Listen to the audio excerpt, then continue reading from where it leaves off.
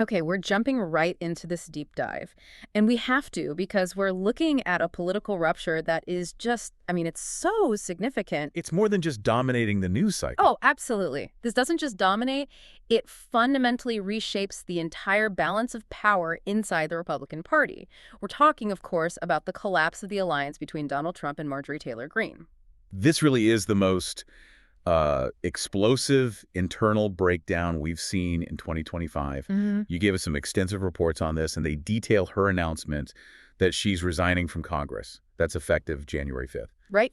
So our mission today is to really unpack that source material. We need to understand the specific policy fights, the brutal nature of the personal attacks, and what this all means for the math in the House. Okay, so let's set the stage. For years, Marjorie Taylor Greene was, I mean, she was the quintessential Mangia As loyalist. more than just a supporter. Exactly. She was arguably his loudest defender, his most aggressive advocate on the House floor. She was just synonymous with that whole movement's firebrand energy. And the irony is just, well, it's unavoidable. She leaves office not as some kind of conquering hero, but right smack in the middle of what you'd have to call a Republican civil war, A very public one. a very public one. Yeah. That relationship was seen as unshakable, a model of political devotion. And now, here we are, watching one of the highest profile internal purges in, well, modern political memory.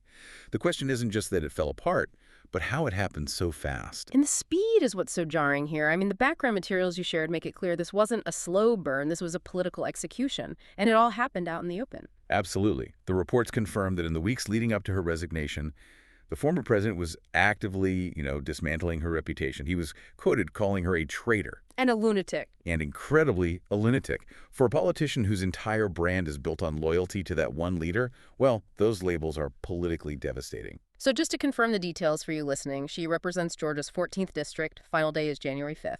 And this choice to resign, it feels very strategic. It is. She's not waiting around for a primary challenge that was, let's be honest, definitely coming. No, she's getting out ahead of it. She's choosing to exit now, avoiding a long, probably humiliating fight against a candidate handpicked by the president.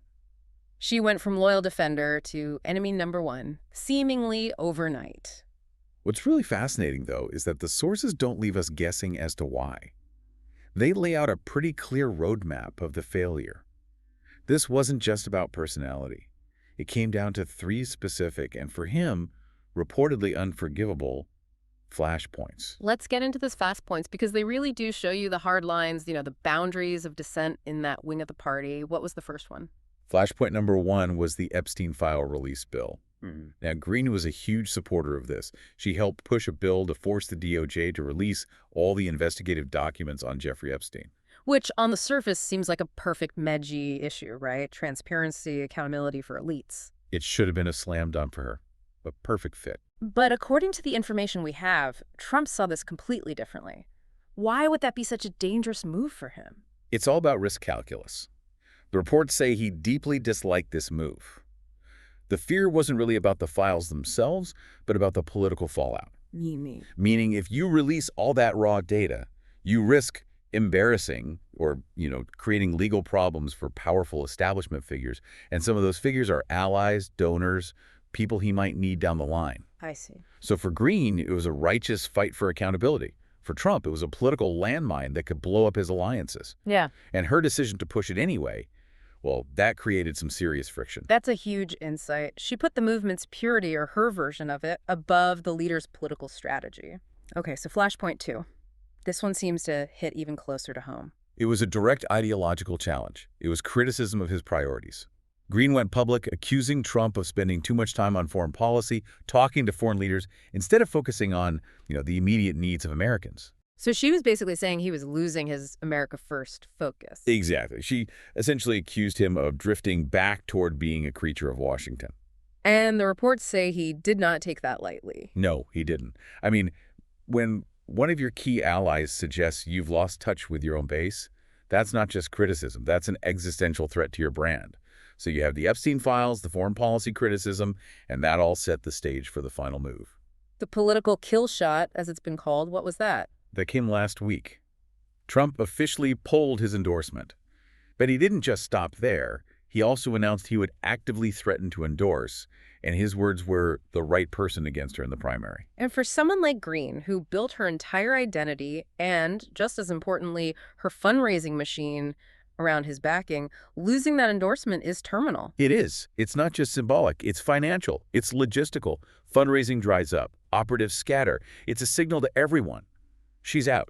You can't be with her and be with us. It totally forced her hand. Which leads us directly to that resignation announcement. And her statement, it was something else. It was emotional, it was accusatory, and it was so clearly written for the history books. This is where you really see the personal sense of betrayal just laid bare. She used it to seize the narrative, didn't she? Yeah. Before she could be defined by a primary loss she knew was coming. Yeah. The language was incredibly aggressive. We have to talk about some of these quotes because they're going to define this whole moment. She wrote, "Loyalty should be a two-way street." A classic line. And then the phrase that just cut through everything, the one that got a reaction from everyone, "I refuse to be a battered wife." That phrase, battered wife, that is such a powerful political metaphor. It frames her departure not as a failure, but as a principled stand against a relationship that she's saying became abusive. It reframes her opponent not as a political leader, but as a personal threat. Yes, it shifts all the blame for the breakup onto the demands of the machine, and then she ties it back to policy. She does. She said, "Standing up for American women should not result in me being called a traitor." She's explicitly linking her exit to the Epstein Files issue. Positioning it as moral courage, not political cowardice. And that brings us to why she left now. Why not fight it out? It sounds like a cold calculation. Survival versus a war she couldn't win. It was. Her stated reasons were, pragmatic. Running against a Trump-backed candidate would hurt her district and drain her family. But the real political reason was her refusal to have to defend Trump after he had, in her words, tried to destroy her. So she avoids the humiliation of a campaign designed to just wipe her out. Exactly. She retreats to preserve whatever political capital she has left. And in doing so, she also issued a pretty pointed warning, trying to make this about more than just her own career. Oh, absolutely. Yeah. She tried to make her personal fight into a fight for the soul of the movement. She said, "If I am cast aside by MAGA Inc., then many common Americans have been cast aside as well." Wow. So she's saying the Trump operation has become an institution, MAGA Inc. She's trying to claim the moral high ground, suggesting the leadership has lost touch with the real anti-establishment base that she, of course, still champions. Okay, let's pivot. The drama is compelling, but her resignation has an immediate, very real, and very negative effect on how Congress actually functions. Let's shift from the personal to the practical. And this is where the numbers really matter. The sources remind us the Republican majority was already hanging on by a thread. What were the numbers? Before she left, it was 219 Republicans to 213 Democrats. Losing even one member, even just for a while, has this huge disproportionate effect. So that shrinks their margin to 218, 213. For the leadership, that has to be a nightmare. What does that mean for, say, passing legislation? It means short-term chaos. It severely complicates their already fragile vote math. Think about it. If you need 218 votes to pass something, you now have zero room for error. You can only afford, 3 defections? Assuming every Democrat votes no. So any single Republican who's upset about something or just having a bad day can suddenly hold up the entire agenda. Precisely. They can single-handedly kill a critical bill, like a spending bill, to keep the government open. It gives huge leverage to the minority and to any dissenters within their own party. And this vulnerability window lasts from January 5th until her replacement is seated. Right. And we should be clear. Her district, Georgia's 14th, it's solidly Republican. They almost certainly elect another Republican. But that takes time. It takes months. And in that window, any must-pass legislation becomes a hostage situation. It's a real crisis for the House leadership. So that brings us to the last and maybe the most compelling question here. What does Marjorie Taylor Greene do next? The sources you provided lay out two very different futures for her. Two very different and mutually exclusive possibilities. Future one is the big one, a 2028 presidential run. We could call it MTG 2.0. And her statement seemed to be laying the groundwork for that. It really did. By leaving now, she avoids being defined by a primary loss. She gets to position herself as a political martyr, cast out for being too honest, too focused on the people. She's trying to claim the mantle of Magier purity, arguing that the movement's leader has become the very thing they promised to fight. Correct. It's a huge gamble. She's burning the bridge now in the hope of becoming the leader of the movement later. positioning herself as the true heir. But it is a massive gamble. The reports also outline a much darker and maybe more likely alternative. What's future two? Future 2 is simply the collapse of influence. If the Trump machine and the base decide that loyalty is everything and that challenging the leader is unforgivable, then her influence could just, well, evaporate. Because life outside that endorsement is notoriously difficult. It is. If the movement closes ranks without her, the media attention, the fundraising, all of it could just dry up. She could find herself on the political sidelines very, very quickly. History is full of people who tried to do this and failed, finding out the base was loyal to the person, not the idea. And she knows that. She knows the stakes. Her final line in that statement really says it all, doesn't it? It summarizes the huge risk she's taking. Yes. She ended with this: "My resignation may end my career and Maggie's connection to real Americans."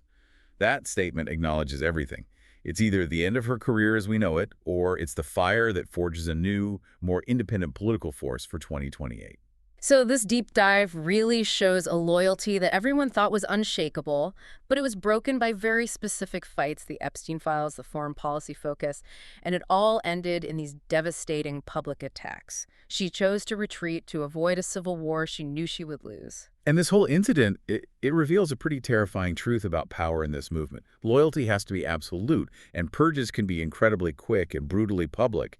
If someone like her can be cast aside so easily, what does that say about the real definition of power and dissent? That's the question. Is this the end of the MTG era, or is this the catalyst for a more independent MTG 2.0 to emerge? That's what you have to think about as this all continues to play out. That's the critical question. Thank you for sharing the source material that made this deep dive possible. We really appreciate you trusting us to navigate this explosive political moment.